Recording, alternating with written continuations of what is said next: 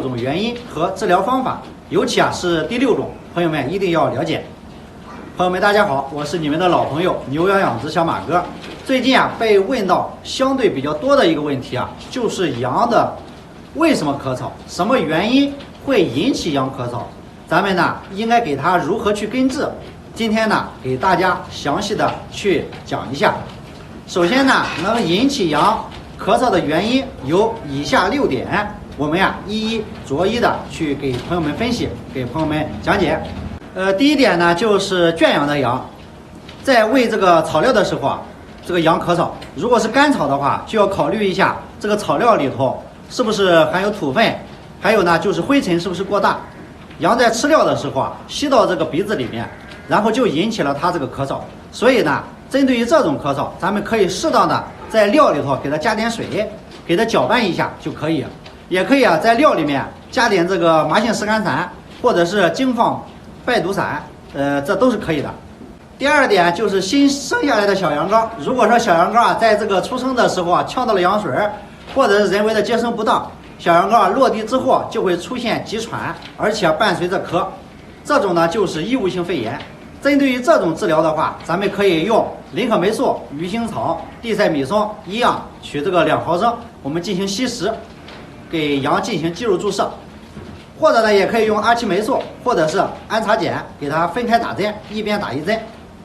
第3点就是这个羊出现采食量减少，而且它咳嗽的时候伴随着喘。我们给它测量体温的话，它的体温是属于高烧的一个状态，也就在39度5以上。如果说这种情况下，咱们就可以用富贝尼考和多西环素，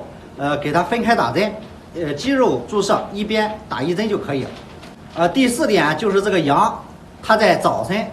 或者是晚上的时候咳嗽，而且那种干咳，除了早晚平常的时候基本上是不咳的，而且用药之后效果也不好。这种情况我们就要考虑到一下是什么呢？寄生虫所引起的，就是这个肺丝虫。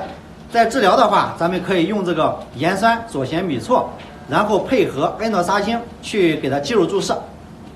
第5点就是这个支原体，这个羊表现是干咳，但是它会随着天气气温的变化，咳嗽严重也会随着变化。针对于这种支原体肺炎的治疗，咱们可以用恩诺沙星加头孢塞夫钠，稀释之后我们给它肌肉注射就可以。第6点，也就是最后一点，如果说你家养的是山羊，在没有接种传染性胸膜肺炎的情况下，羊群出现了大面积的咳嗽，并且我们听到呼吸里面有这个螺音，你看它的眼睛眼黏膜也充血、流鼻涕、高烧，温度在41度左右，那就可以判断这个羊它是得了这个传染性胸膜肺炎。治疗的方法，咱们可以用富贝尼考、多西环素给它分开打针，或者说用这个替比考星、泰勒菌素分开打。以上就是咱们总结的这个6种羊咳嗽的原因以及治疗方法。感觉小马哥说的还可以的话，记得给小马哥点个免费的关注，主页上有上百个养羊视频，也供朋友们参考和学习。当然也欢迎朋友们来咱厂做客，感谢朋友们的支持。今天这期视频就给朋友们分享到这里，朋友们再见。